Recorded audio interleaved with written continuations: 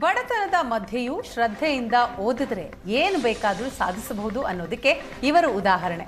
ಬಡತನದ ನಡುವೆ ಅತಿ ಕಿರಿಯ ವಯಸ್ಸಿನಲ್ಲಿ UPSC CARF ಪರೀಕ್ಷೆಯಲ್ಲಿ ಪಾಸ್ ಮಾಡಿದ ಹೆಗ್ಗಳಿಕೆಗೆ ಸಂತೋಷ್ HM ಅವರದ್ದು. ಚಿಕ್ಕಮಗಳೂರು ಮೂಲದ ಸಂತೋಷ್ ತನ್ನ 2ನೇ ಪ್ರಯತ್ನದಲ್ಲೇ UPSCಯಲ್ಲಿ ಭಾರತಕ್ಕೆ 89ನೇ ರ್ಯಾಂಕ್ ಪಡೆದು ಸಾಧನೆ ಮಾಡಿದ್ದಾರೆ. ಇವರ ಸಾಧನೆಗೆ ಪೂರಕವಾಗಿ ಸಹಾಯವಾಗಿರೋದು ಯೂನಿವರ್ಸಲ್ ಗ್ರೂಪ್ ಆಫ್ ಇನ್ಸ್ಟಿಟ್ಯೂಷನ್. ಜೊತೆಗೆ ಇವರು BBMP ಪ್ರಾಯೋಜಿತ ವಿದ್ಯಾರ್ಥಿಯಾಗಿದ್ದು ಇವರ ವಿದ್ಯಾಭ್ಯಾಸದ ವೆಚ್ಚವನ್ನು BBMPಯೇ ಭರಿಸಿದೆ.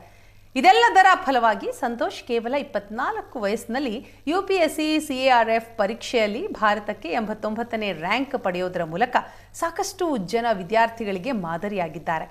ವಿಜಯನಗರದಲ್ಲಿರುವ ಯೂನಿವರ್ಸಲ್ ಗ್ರೂಪ್ ಆಫ್ ಇನ್ಸ್ಟಿಟ್ಯೂಷನ್ನಲ್ಲಿ ಕಲಿತ 8036 ವಿದ್ಯಾರ್ಥಿಗಳು ವಿವಿಧ ಇಲಾಖೆಗಳಲ್ಲಿ ಅಧಿಕಾರಿಗಳಾಗಿ ನೇಮಕಗೊಂಡಿದ್ದಾರೆ ಅಂತ ಅಧ್ಯಕ್ಷರಾದ R. ಉಪೇಂದ್ರ ಶೆಟ್ಟಿ ಹೆಮ್ಮೆಯಿಂದ ಹೇಳಿದರು.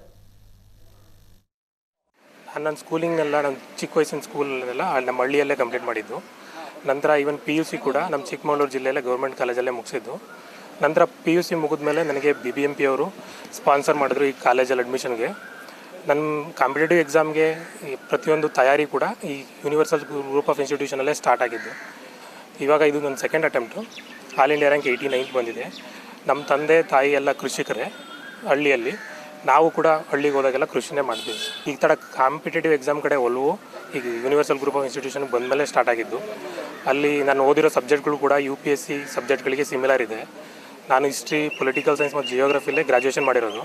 ಅವು 3 ಯೂನಿವರ್ಸಲ್ ಗ್ರೂಪ್ ಆಫ್ ಇನ್ಸ್ಟಿಟ್ಯೂಷನ್ ಇದು ಯೂನಿವರ್ಸಲ್ ಕೋಚಿಂಗ್ ಸೆಂಟರ್ನ ಅಂಗಸಂಸ್ಥೆ. ಈ ಯೂನಿವರ್ಸಲ್ ಕೋಚಿಂಗ್ ಸೆಂಟ್ರು ನಿಮಗೆಲ್ಲ ತಿಳಿದಾಗೆ ವಿಜಯನಗರದಲ್ಲಿ ಅತ್ತಿಗುಪ್ಪೆನಲ್ಲಿದೆ.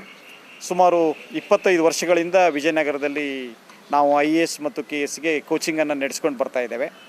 ಈ ಸಂಸ್ಥೆ ಇವತ್ತು ಸುಮಾರು 8036 ಜನ ಅಭ್ಯರ್ಥಿಗಳನ್ನು ಆಲ್ ಇಂಡಿಯಾ ಮಟ್ಟದಲ್ಲಿ ಸರ್ವಿಸ್ ಮಾಡ್ತಾ ಇದ್ದಾರೆ ನಮ್ಮ ಸಂಸ್ಥೆಯಿಂದ. ಅಂದರೆ ಆ ಗ್ರೂಪ್ A ಅಧಿಕಾರಿಗಳು, IAS ಅಧಿಕಾರಿಗಳಿದ್ದಾರೆ, IPS ಅಧಿಕಾರಿಗಳಿದ್ದಾರೆ, IRS ಅಧಿಕಾರಿಗಳಿದ್ದಾರೆ.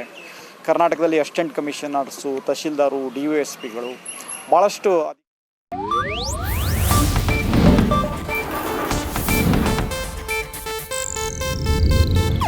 ಇದು ಏಷ್ಯಾನೆಟ್ ನ್ಯೂಸ್ ನೆಟ್ವರ್ಕ್ ಪ್ರಸ್ತುತಿ.